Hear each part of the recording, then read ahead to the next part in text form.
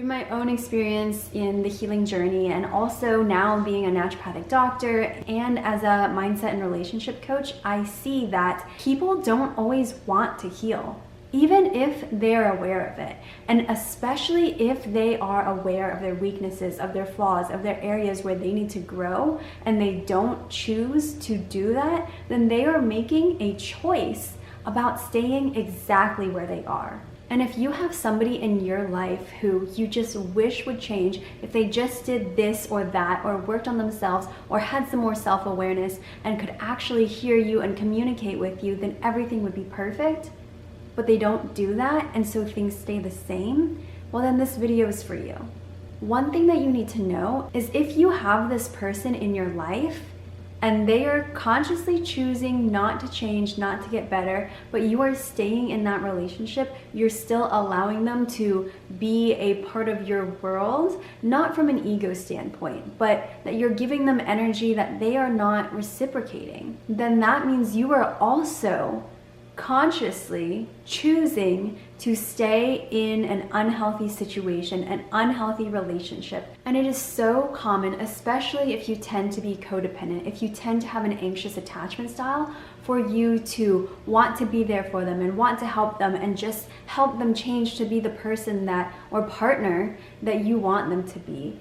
It's so common for you to try to get them to be who you want to be. But that isn't fair to either of you. And if you leave them and they don't try to change, or if they're not choosing to change right now, that is not a form of abandonment. It means nothing about you. It doesn't mean anything about your worth, of your ability to have love, of your deservingness of love.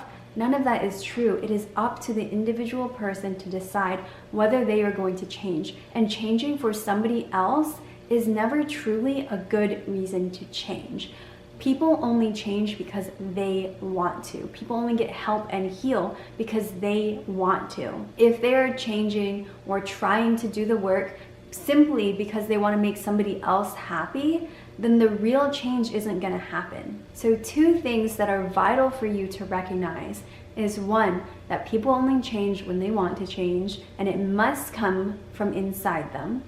And 2, that as long as you are choosing to stay in a relationship with them, choosing to tolerate an unhealthy relationship, that is also a signal of your inability to choose something healthier for you. I see this all the time in people with an anxious attachment style or codependency, where they think that the other person is the one doing everything wrong, where it's the other person who just won't show up, who won't change. And while that is true to some effect, there is also an equal amount of lack of change on your own part for staying in something that isn't serving you.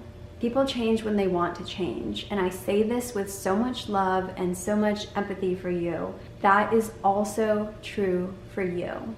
This is the reason that you keep attracting the same kind of person, the same kind of relationship over and over, or the reason that you have stayed loyal to somebody who has not chosen you for years and years. This is why you might easily end up in a situationship, because you haven't truly healed the abandonment wounds, the limiting beliefs that are causing you to subconsciously choose somebody that is not healthy for you. This doesn't mean that they're a bad person, and it doesn't make you a bad person for choosing something different, for choosing yourself. I once thought that if I left somebody, that made me less of a good partner because I wasn't loyal then. I wasn't choosing them through all of the thick and thin. And yes, there are times where you're not going to be able to show up for each other equally in the same kind of way, but you should be able to still have support and love for one another in different situations. But if your partner isn't giving anything to you, or isn't truly supporting you in a healthy and loving way, then it's okay to leave. We all have our ups and downs, the times where life is just lifing, and you have to decide whether this person is truly doing everything they can to show up to the extent that they can for the circumstances that they're in, or if they're choosing to remain in the place that doesn't serve anybody. You can love somebody and still leave them, just as somebody can love you and still leave you. It doesn't mean anything about your worth or about who you are as a person. Sometimes things just don't work out, and that's okay. You cannot give your everything to someone to the point that it is depleting you. It is causing you to have sleepless nights. It's causing you anxiety and fear, and they're not even trying to give anything to the relationship. It is okay to let go and choose yourself. It is healthier for you to choose yourself.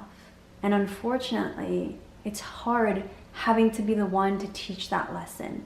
It's hard having to be the one that feels like you lose something from it. But I promise you, the best thing that you're going to get is more self-love, more self-confidence, and potentially even a healthier relationship from it.